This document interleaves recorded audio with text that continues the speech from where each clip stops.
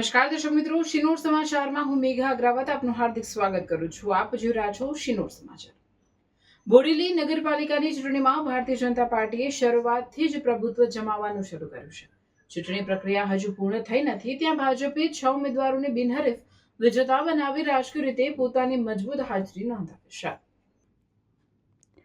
બોડેલી નગરપાલિકાની ચૂંટણી માટે કુલ 83 ઉમેદવારો દ્વારા ઉમેદવારી ફોર્મ ભરાયા હતા. ત્યારબાદ તારીખ 15 એપ્રિલ 2016ના રોજ થયેલી ચકાસણી પ્રક્રિયા બાદ 69 ઉમેદવારોના ફોર્મ માન્ય જાહેર કરાયા હતા. આજરોજ 6 ઉમેદવારો બિનહરીફ વિજેતા બનેલા ઉમેદવારોમાં ગંગાબેન રાઠવા, મૈત્રીબેન શાહ, રાધિકાબેન મોરે, સલમા બાનુ મંસૂરી, કાર્તિકભાઈ શાહ અને ઉમેશભાઈ રાઠવાનો સમાવેશ થાય છે. આ વિજયોથી ભાજપના કાર્યકરોમાં ખુશીની લાગણી છવાઈ ગઈ છે અને પક્ષમાં નવી ઉર્જાનો સંચાર થયો છે. બોડેલી અલીપુરા ચોકડીથી વિજય ઉમેદવારો સાથે વરઘોડો કાઢવામાં આવ્યો, જેમાં ખૂબ મોટી સંખ્યામાં કાર્યકરો જોડાયા.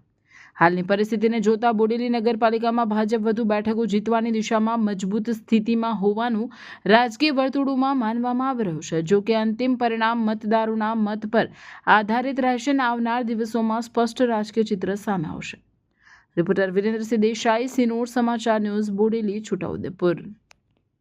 અને બધા જ કાર્યકર્તાઓએ પોતાની જે માંગણી છે એ દરેક સીટ ઉપર માંગી હતી. એમાં પાર્ટીના મોવડી મંડળ, જિલ્લાનું જે સંકલન સમિતિ છે, આ દરેક તબક્કાએ વિચાર કરી અને યોગ્ય જગ્યાએ યોગ્ય ઉમેદવારોની પસંદગી કરવામાં આવી છે. એમાં કોઈને કઈ અસંતોષ હોય અને ઉમેદવારી કરી હોય તો એમનો વિષય છે. ભારતીય જનતા પાર્ટી પોતાના કમળના ઉમેદવારોને જીતાડવા માટે પૂરી રીતે તૈયાર છે અને કોઈ પણ સીટ ઉપર ભારતીય જનતા પાર્ટીનો જે પણ ઉમેદવાર હશે એને પૂરેપૂરું સંગઠન પૂરી તાકાતથી જીતાડવા માટેનો પ્રયત્ન કરશે. નહીં તો પોતપોતાના લોકશાહીની અંદર કોઈને પણ પોતાની જે અધિકાર છે એ કરી શકે છે.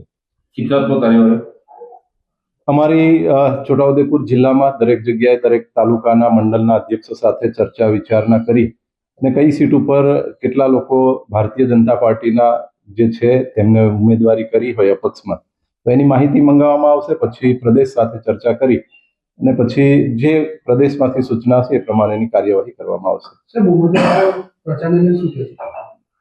ઉમેદવારો પોતપોતાના વિસ્તારની અંદર આજે ફોર્મ ખેંચવાની છેલ્લી તારીખ હતી એટલે હવે પિક્ચર એકદમ ક્લિયર થઈ ગયું છે. અનુક્રમ નંબર પણ મળી ગયા છે. એટલે હવે દરેક ગામ સુધી, દરેક ઘર સુધી પહોંચવા માટેના અમારા જે ઉમેદવાર છે એ પ્રયત્ન કરશે અને ઘર ઘર સંપર્ક અભિયાન એ ભારતીય જનતા પાર્ટીનું લક્ષ્ય છે. દરેક ઉમેદવાર એ પોતાના મતદાર સુધી પહોંચે એ રીતની રણનીતિ અમે બનાવી છે. આવતીકાલે કોણ આવી રહ્યું છે? આવતીકાલે ગુજરાતના ડેપ્યુટી સીએમ હર્ષ સંઘવી સાહેબ અહીંયા છોટાઉદેપુર જિલ્લાની અંદર બોડેલી મુકામે પધારી રહ્યા છે. એ ખૂબ જ યુવાન ઉત્સાહી અને યુવાનોની અંદર એમના માટે ક્રેઝ છે. તો એ આવતીકાલે અહીંયા 3 વાગે બોડેલી મુકામે ચૂંટણી પ્રચાર અર્થે આવી રહ્યા છે. આગામી દિવસોમાં આમ આદમી પાર્ટી પણ મોટી સભાઓ કરવા જઈ રહી છે. પંજાબના મુખ્યમંત્રી પણ આવી રહ્યા જાણવા મળ્યું છે. આગળની રણનીતિ આમ આદમી પાર્ટીને રોકવાની કેવી હતી? અમારી રણનીતિ, અમારી પાર્ટીનું જે સંગઠન છે, પાર્ટીનું કામ લગાડવાનું છે. સામેના લોકો જે એમને જે કરવાનું હોય એ કરશે.